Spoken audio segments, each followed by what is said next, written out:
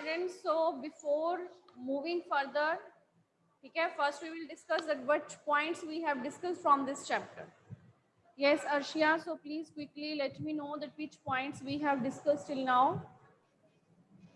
We had discussed about all the emperors of the Mughal Empire, and we had done about how people would get related with the Mughal empires by getting their daughters married to the Mughals, and if anyone would not obey the orders, Mughals were still respectful to them, and they would fight battles, and if the opponent would lose, the Mughals would ask them to obey their orders.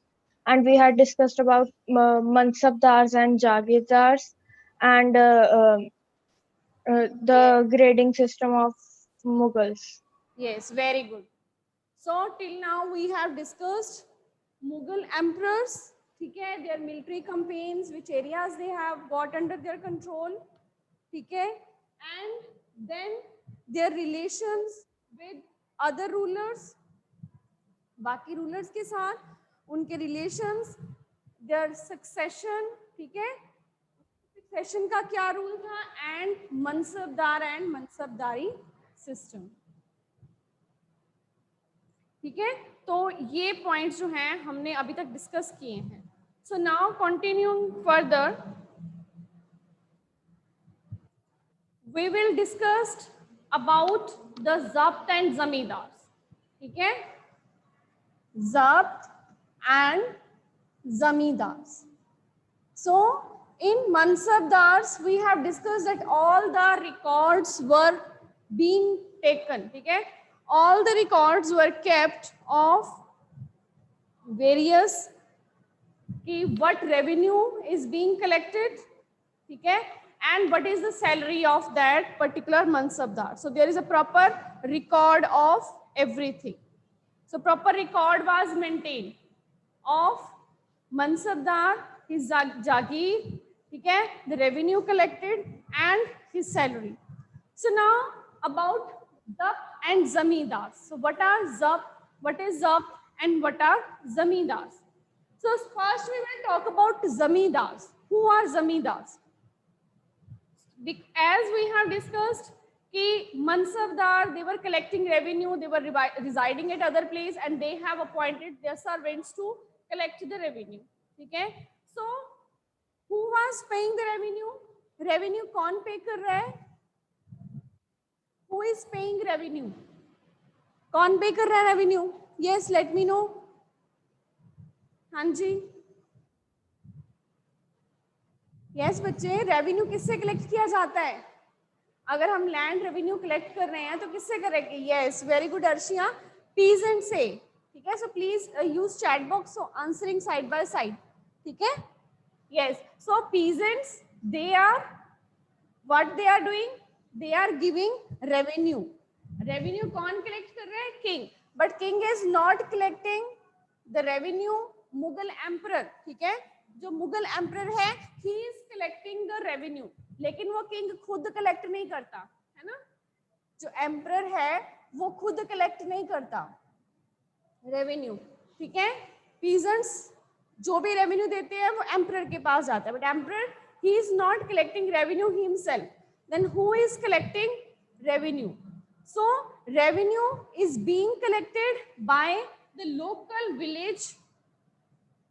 Village head भी हो सकता है, ठीक है, any village head जो उनके village का head है, और एनी लोकल चीफ जो उसके लोकल एरियाज का रूलर है, क्योंकि एम्परर्स जिस भी एरियाज को अपने कंट्रोल में ले लेते थे, ठीक है, that area was under the control of emperor, but हमने डिस्कस किया था कि वतन और जागीर was return back to the ruler.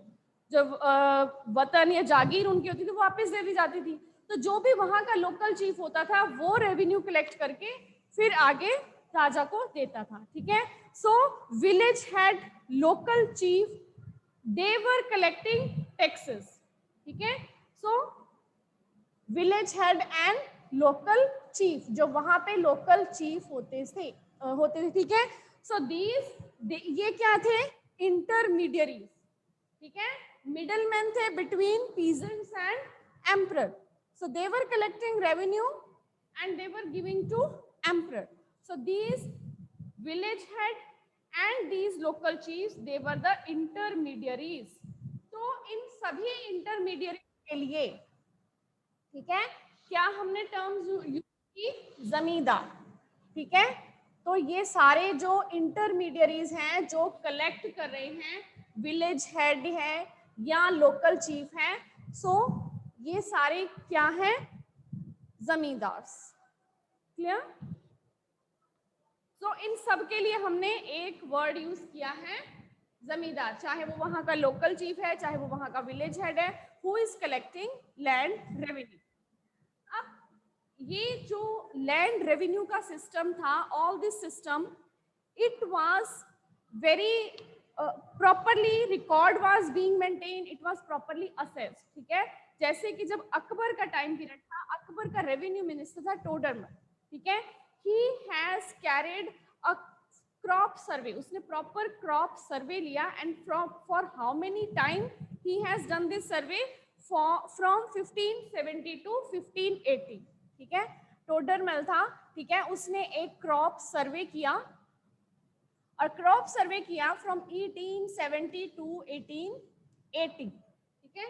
ये क्रॉप सर्वे उसने किया, और इस सर्वे में उसने व्हाट ही हैज फाउंड और व्हाट ही हैज सर्वे, सो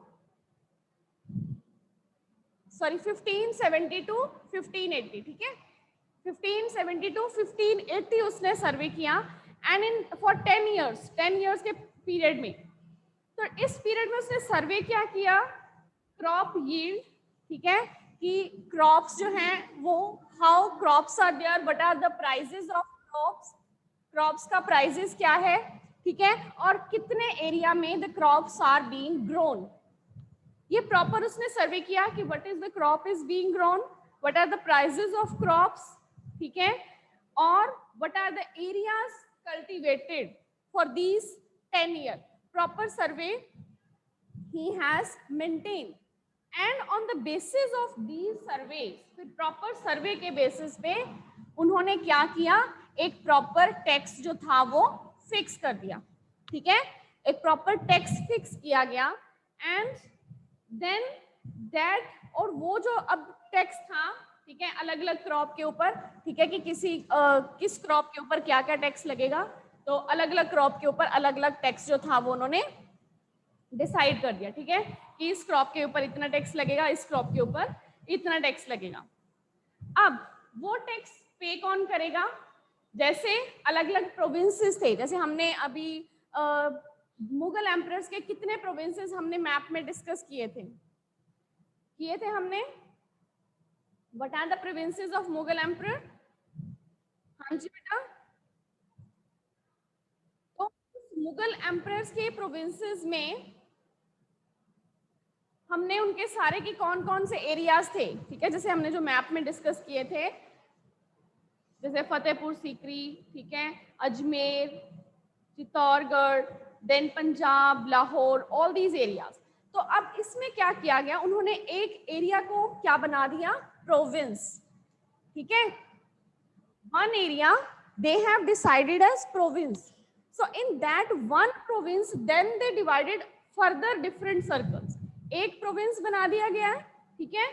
अब कोई भी, जैसे हमारा पंजाब ही है, ठीक है, एक प्रोविंस बना दिया। अब उस प्रोविंस के आगे, जैसे ये एक प्रोविंस है पंजाब, तो इसमें अलग अलग रेवेन्यू, इस एरिया से ये रेवेन्यू कलेक्ट करेगा, इस एरिया से कोई और करेगा, ठीक है, इस एरिया से कोई और करेगा, इस एरिया से, मतलब डिफरेंट जो थे उसमें रेवेन्यू सर्कल्स बना दिए गए। एक प्रोविंस है, ठीक है, in one province, each province it was divided into different revenue circles. तो इसको क्या कहा गया कि ये क्या है? एक एनीवन, हर एक, ठीक है, ये क्या है? ये एक रेवेन्यू सर्कल, ठीक है, तो रेवेन्यू सर्कल बना दिए गए। So from every revenue circle the revenue was collected, जो भी टैक्स फिक्स कर दिया गया था आफ्टर टोटल सर्वे, टैक्स फिक्स हो गया था, वो हर एक प्रोविंस में से, अलग अलग रेवेन्यू सर्कल्स में से डिफरेंट जो लोकल चीफ, विलेज हेड, वो रेवेन्यू कलेक्ट कर रहे थे। Clear? And from this all system, अब ये जो पूरा रेवेन्यू का सिस्टम था, तो इस सिस्टम को क्या कहा गया? जब्त। ठीक है, so all this revenue system, तो जब्त क्या हो गया हमारा? Revenue system. So this revenue system was called zabt, जिसमें कि intermediaries, local chief, village head, they are collecting land revenue from the peasants, and that revenue that has been fixed after the total crop survey by the finance minister of Akbar. ठीक है, proper survey के बाद, जो revenue minister था उसके proper survey के बाद जो भी फिक्स किया गया है, सो दैट इज कॉल्ड। और जब्त क्या था? ये हमारा प्रॉपर रेवेन्यू सिस्टम। ठीक है, clear? Till this point everything is clear बेटा? Next, so all this, whatever revenue was collected, a proper record survey was maintained. ठीक है, careful, all accounts were maintained in during these Mughal emperors. So now we will have a next closer look at Akbar's policies. ठीक है, अभी हम जो next discuss करेंगे, they are the Akbar policies. What were the Akbar's policies? In the starting, when we were discussing about the emperors, we have discussed that Akbar he has ruled over 49 years. Akbar and Aurangzeb. So Akbar, he was very secular, he was respecting other religions also. ठीक है, उसकी ही policies को अब हम discuss करते हैं। Akbar's policies. ठीक है, so what were the Akbar policies? पहले तो उसकी एडमिनिस्ट्रेशन, ठीक है, in his administration में his all empire was divided into provinces. जैसे कि हमने पहले डिस्कस किया है, एक प्रोविंस में प्रॉपर जो भी रेवेन्यू सिस्टम था प्रॉपर अलग अलग प्रोविंसेस में लगाया जाता था, so that revenue system was called जब्त। तो एक प्रोविंस में, ठीक है, one province, it was called सूबा। उस प्रोविंस को क्या कहा जाता था? सूबा। और जो उस सूबे का हेड होता था, उस सूबे के हेड को क्या कहा जाता था? सूबेदार। ठीक है, प्रोविंस कह लो या सूबा, सेम थिंग। ठीक है, और वहां का हेड कौन है? सूबेदार। और सूबेदार के आगे काफी उसको असिस्ट करने के लिए मिनिस्टर्स जो थे वो अपॉइंट किए होते थे। ठीक है, सूबेदार की असिस्टेंस के लिए one there was financial officer, उसका नाम दीवान। ठीक है, देन अदर, एक तो फाइनेंशियल ऑफिसर हो गया जो उसकी सारी रेवेन्यू कलेक्शन में प्रॉपर सारा रिकॉर्ड वगैरह मेंटेन करता था। देन मिलिट्री, जो मिलिट्री जितने भी उसने आगे सोल्जर्स रखे हुए हैं, ठीक है, उसके एरियाज में सोल्जर, जैसे मनसबदार के अंडर कितने सारे सोल्जर्स थे। ठीक है, तो उसमें क्या उनको सैलरी पे करनी है, वहां पे अलग मिनिस्टर था बख्शी। ठीक है, देन रिलीजियस मैटर्स पे एक जो डिसाइड करेगा वो था सद्र। इसी तरह जो कमांडर, जो मिलिट्री कमांडर होगा वो था फौजदार। ठीक है, सो जो टाउन पुलिस है वहां पे कोतवाल। तो बहुत सारे इसको असिस्ट करने के लिए क्या थे आगे? डिफरेंट ऑफिसर जो कि सूबेदार को आगे असिस्ट करते थे। क्लियर? अब इसी में अकबर की ही पॉलिसीज में ये तो होगी उसकी एडमिनिस्ट्रेशन की पॉलिसीज कि उसने अपने एडमिनिस्ट्रेशन को कैसे डिवाइड किया था। ठीक है, which persons they were controlling his empire at province level. Then Akbar policies about the religions. ठीक है, कि अकबर ने 17वीं सेंचुरी तक काफी उसकी मुगल एम्पायर्स में इसी तरह रूल होता रहा, लेकिन धीरे धीरे अभी हम नेक्स्ट डिस्कस करेंगे कि ये जो लोकल चीज थे, जो भी हमने पॉइंट किए थे, वो खुद पावरफुल बन गए। ठीक है, फिर उन्होंने भी आगे अपने आप को इंडिपेंडेंट करना शुरू कर दिया। सो नेक्स्ट इसमें हम करेंगे रिलीजियस, उसकी रिलीजियस डिस्कशन कि अकबर ने ये जो अपना एडमिनिस्ट्रेशन था इसके साथ तो प्रॉपर उसने डिस्कशन की ही की, साथ ही साथ उसने रिलीजियस थोड़ा उसका रिलीजियस एस्पेक्ट भी है। ठीक है, he has started discussion on religion। उसने रिलीजन के ऊपर डिस्कशन स्टार्ट कर दी। किसके साथ? ठीक है, क्योंकि उसका एक विजन था, ठीक है, एक उसका विजन था एक सोसाइटी का कि जिसमें सभी जो हैं वो ह्यूमैनिटी से रहेंगे। तो उसके डिस्कशन के लिए जो उसका आइडिया था उसको उसने और थोड़ा कार्व आउट करने के लिए रिलीजियस डिस्कशन की। किसके साथ की रिलीजियस डिस्कशन? जो डिफरेंट, हम कह सकते हैं रिलीजियस लीडर्स हैं, अलग अलग रिलीजन के, ठीक है, अलग अलग रिलीजन के अलग अलग लीडर्स, जैसे कि उलेमास हो गए, ठीक है, मुस्लिम लीडर्स उलेमास हो गए, ब्राह्मण्स हो गए, देन अलग जीसस प्रीस्ट हो गए, फिर जो रोमन कैथोलिक्स होते हैं, फिर ज़ोरोएस्ट्रियंस, अलग अलग रीजन के जितने भी लीडर्स थे उन्होंने उन सबके साथ क्या की? डिस्कशंस, ठीक है, उन लीडर्स के साथ डिस्कशन की, रिलीजियस के साथ डिस्कशन की। और इस सारी डिस्कशन के बाद उसने जो आइडिया निकाला, ठीक है, उसको आइडिया हुआ कि इस डिस्कशन का उसने रिजल्ट क्या निकाला, ठीक है, इस डिस्कशन का उसने ये रिजल्ट निकाल, ये सारी जो भी डिस्कशन होती थी ना विद लीडर्स, ठीक है, डिस्कशन किसके साथ होती थी? लीडर्स के साथ। किसके ऊपर होती थी?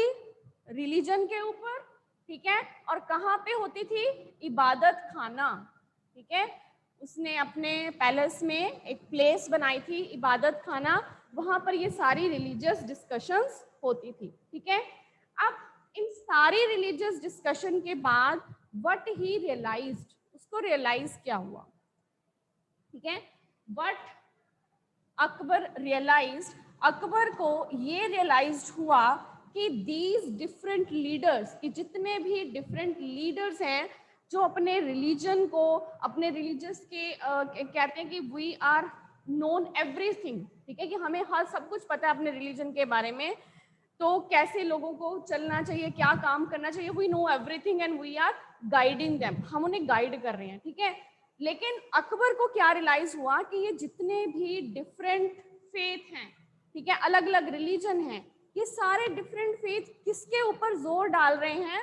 दे आर ओनली एम्फेसाइजिंग रिचुअल्स, ठीक है, कि वो सिर्फ एम्फेसाइज कर रहे हैं रिचुअल्स के ऊपर, कि रिचुअल्स को एम्फेसाइज कर रहे हैं, और साथ ही साथ एक डॉगमा सिचुएशन, डॉगमा होता है कि एक ऐसी उन्होंने स्टेटमेंट बोल दी है कि people have to follow without any question, कि अगर उस रिलीजियस लीडर ने बोल दिया कि you have to do this, then people have to do this, peoples को वो चीज करनी है, दे डोंट क्वेश्चन एनीथिंग, ठीक है। तो उसमें उसको ये रियलाइज हुआ कि ये जितनी भी रिलीजन के ऊपर उसने डिस्कशन की हैं, इस सभी लीडर्स किसके ऊपर फेथ है, किसके ऊपर बिलीव कर रहे हैं, एम्फेसिस जोर किसके ऊपर दे रहे हैं? ओनली रिचुअल्स और डोगमास के ऊपर। ये सारे रिलीजियस डिस्कशन के बाद उसको ये रियलाइज हुआ कि सिर्फ रिचुअल्स हैं, डॉगमा सिचुएशन है, ठीक है, और वो जो इनको ये जो लीडर्स हैं, और बहुत सारे लीडर्स क्या हैं? सिर्फ बाय गॉड्स भी हैं, ठीक है, कि जो कि क्या करते हैं? They are not tradition individual, वो इंडिविजुअल होता है कि जो दूसरे रिलीजियस बिलीव के रिस्पेक्ट नहीं करता, ठीक है। बाय गॉड मीन्स कि वो अपने रिलीजन की तो रिस्पेक्ट कर रहे हैं, लेकिन वो दूसरे के रिलीजन की रिस्पेक्ट नहीं कर रहे। तो ये सारी चीजें उसको रियलाइज हुई with the discussion with different leaders कि these leaders, many, not all leaders, but often many leaders are by gods, they are emphasizing rituals only and dogmas, ठीक है, dogma a statement without, they have to follow without any question, clear। so इन सब के बाद now उसका सारी discussion के बाद जब उसने रियलाइज भी कर लिया, देन फिर उसने क्या किया? उसने एक आइडिया दिया सुलह कुल का, ठीक है। कौन सा आइडिया दिया उसने? After this all religious discussion, Sulh Kul. अब ये क्या था? इसका मतलब था यूनिवर्सल पीस, ये उसका आइडिया था, ठीक है। उसका आइडिया था कि कोई रिलीजन नहीं होना चाहिए, there should be universal religion होना चाहिए, सभी का एक ही रिलीजन होना चाहिए जिसमें यूनिवर्सल पीस है, और उसका नाम क्या है? सुलह कुल, ठीक है। इसमें कोई भी रिलीजन किसी दूसरे रिलीजन की डिस्क्रिमिनेट नहीं करेगा, सभी एक दूसरे के रिलीजन की रिस्पेक्ट करेंगे, ठीक है, यहाँ पे ऑनेस्टी होगी, जस्टिस होगा, पीस होगा, ठीक है, तो यूनिवर्सल पीस होगी, यूनिवर्सल पीस होगा, वहां पे जस्टिस होगा, इक्वालिटी होगी, कोई डिस्क्रिमिनेशन नहीं होगा, ठीक है। तो इस तरह की सिचुएशन उसने इमेजिन की, ये उसका एक विजन था, ठीक है। So this was his vision of idea. Idea किसका था? सुलहकुल। इसी के ऊपर उसने अपनी कहा कि जो मेरी पूरे गवर्नेंस है, जो मैं अपने एम्पायर के ऊपर गवर्न कर रहा हूँ, रूल कर रहा हूँ, वो मैं इसी आइडिया के साथ करूंगा, ठीक है। सो उसने क्या किया, उसने एक अपना विजन बनाया। विजन किसका बनाया? विजन ऑफ गवर्नेंस, ठीक है, विजन ऑफ गवर्नेंस, जो किसके ऊपर बेस्ड था? On the basis of this idea Sulh Kul, ठीक है। इस आइडिया के बेस के ऊपर उसने अपना एक गवर्नेंस का बनाया कि मैं जो भी लोगों के ऊपर रूल करूंगा मैं इसी बेस पे करूंगा, सबके साथ इक्वालिटी होगी, सबके साथ जस्टिस होगा, यूनिवर्सल पीस होगी, no person will be discriminated, किसी के साथ डिस्क्रिमिनेशन नहीं होगा, ठीक है। और ये हमें अबुल फजल ने भी काफी उसको हेल्प की, ये सारी जो भी उसका आइडिया था उसको लिखने में, ठीक है। और ये जो उसका प्रिंसिपल था सुलह कुल का, उसका गवर्नेंस का विजन था, ये जो उसके नेक्स्ट आगे एम्परर्स हुए हैं शाहजहां और औरंगजेब, शाहजहां और जहांगीर, औरंगजेब थोड़ा क्रूअल हो गया था, वो इनमें बिलीव ज्यादा नहीं करता था, ठीक है। तो शाहजहां और जहांगीर उन्होंने इसको आगे फॉलो किया, ठीक है। So this vision of governance is clear? Yes बच्चे, this is clear vision of governance कि what was Akbar's policies, his administration, who were appointed to help these subedars, then which religious discussion he has done, with whom he has done, leaders of various religions, ठीक है, then where in ibadat khana, then what he realized कि all these leaders they were emphasizing only rituals, dogmas. So then he gave his idea of Sulehkul and his vision of governance that was also based on this idea of Sulehkul. Okay, so all these points are clear. Okay, so next there is the last point of this topic, that is the Mughal Empire in 17th century. कि now अभी हमने discuss किया कि जब हमने Mughal emperors के बारे में डिस्कस किया था तो दे वर टिल 17th सेंचुरी, है ना। जो लास्ट मुगल एम्परर था औरंगजेब, तो उसका रूल था टिल 1707, जब 18th सेंचुरी स्टार्ट हुई, है ना, 18th सेंचुरी स्टार्ट हुई, इसका मतलब कि सिर्फ 17th सेंचुरी तक ही मुगल एम्पायर का जो रूल था वो ज्यादा सक्सेसफुल था, और ये जितना भी इनका रूल था, ठीक है। अब ये हमने सारे पॉइंट्स इसके कर लिए हैं। अब जो हमारा लास्ट पॉइंट है that is in 17th century and after, कि अब 17th सेंचुरी और उसके बाद जो था वो सिचुएशन कैसी हुई। अब जितने भी ट्रेवलर्स इंडिया में आए, जितनी की हमें जो हिस्ट्रीज मिलती हैं, डॉक्यूमेंट्स मिलते हैं इस मुगल एम्पायर के, उन डॉक्यूमेंट से हमें क्या पता चलता है कि बहुत सारे जो हिस्टोरियन थे, लिखने वाले थे, ठीक है, जिन्होंने कि डिस्क्राइब किया है मुगल एम्पायर के बारे में, so they have described it very, कि यहाँ पे मुगल एम्पायर में लोगों के पास बहुत वेल्थ होता था, ठीक है, कि ये नहीं था कि लोग वेल्दी नहीं थे, बहुत अमीर भी थे लोग, ठीक है, लेकिन एट द सेम टाइम कुछ ऐसे डॉक्यूमेंट्स हमें मिलते हैं, जैसे हमें शाहजहां के टाइम पे मिलते हैं, जिससे हमें पता चलता है कि कुछ वहां पे मनसबदार, अगर हम कहें, ठीक है, प्रॉपर रिकॉर्ड है कि जो मनसबदार थे वो थे 445, ठीक है, सिर्फ 445 थे हाईएस्ट। हमने कहा था कि ग्रेडिंग सिस्टम होता था अकबर मुगल एम्पायर के रेन में, ठीक है, ग्रेडिंग सिस्टम था जिसका जेट ज्यादा होता था, उसका रैंक ज्यादा होता था। तो जो 445 थे ना मनसबदार, सिर्फ वो हाईएस्ट रैंकिंग थी उनकी, ठीक है, जबकि टोटल थे 8000। तो 8000 में से सिर्फ 445 की हाईएस्ट रैंकिंग थी मनसबदार में, बाकी सारे क्या थे, मिडल। और इसका मतलब कि कुछ तो कह रहे थे कि रिच भी बहुत सारे लोग थे, ये नहीं था कि मुगल एम्पायर में लोग अमीर नहीं थे, बहुत रिच भी थे, लेकिन at the same time there were poor also, ठीक है, कुछ ऐसे लोग भी थे जिनकी कंडीशन बहुत पुअर थी।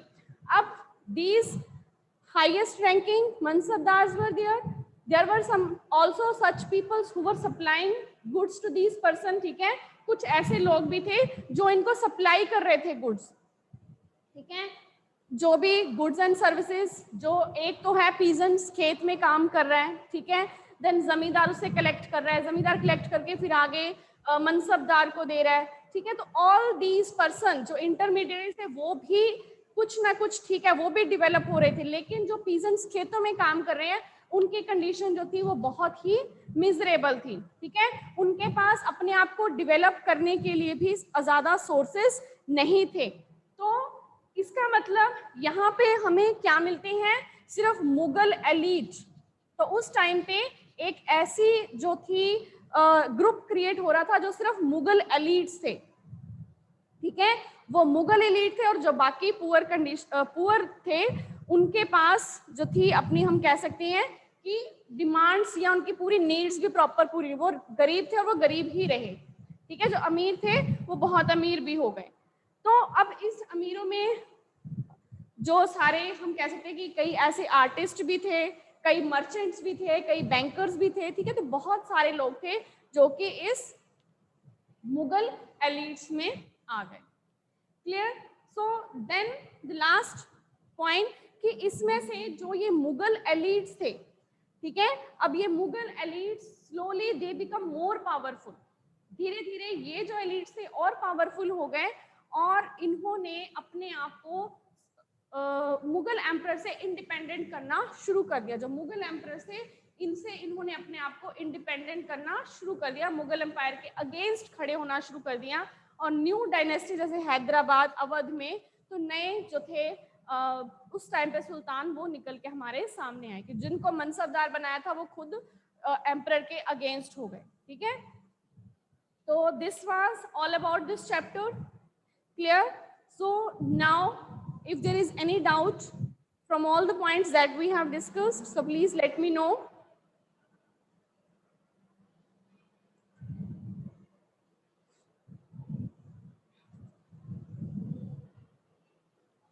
So now we will complete the question answer of this chapter. So go through the chapter thoroughly, okay, and find out the question answers also. So first question of this chapter: what were the central provinces that were under the Mughal empires? Name the central provinces. Yes, Angaddeep.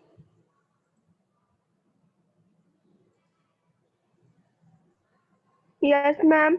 Ma'am, the central provinces under the control of the Mughals were Delhi, Kabul, Mewar, Sindh, Gujarat, Bengal, Bihar, Orissa, Gujarat, Bengal, and Bihar नहीं है Deccan. बेटा। हमने map में मैंने बताया था central कौन कौन से हैं, तो हम सिर्फ सेंटर वाले ही बताएंगे। जब हमने मैप से डिस्कस किया था ना, तो जो सेंटर में एरियाज आ रहे हैं ना, हम सिर्फ उन्हें बताएंगे, ठीक है, सारे नहीं बताएंगे। उन्होंने सारे नहीं पूछा, उन्होंने कौन से पूछा है, सिर्फ सेंट्रल, जो सेंटर में आ रहे हैं, जैसे बंगाल, बिहार, वो तो साइड्स में आ गए ना, गुजरात भी एक साइड में आ गया, वो बॉर्डर एरियाज में हम कह सकते हैं आ गया, लेकिन यस दिल्ली जो सेंटर में है, ठीक है, और Punjab, yes Amber, yes these areas, Fatehpur Sikri. Yes. So जो सेंटर वाले एरियाज है ना, आप वो बताओगे, ठीक है। सो दीज शॉर्ट क्वेश्चन है, एक दो वो हम डिस्कस कर लेते हैं, बाकी हम टुमारो वी विल डिस्कस, ठीक है। सो सेकंड रिलेशनशिप, ये सेकंड तो हम कल डिस्कस करेंगे, ठीक है। So if there is any doubt so please let me no.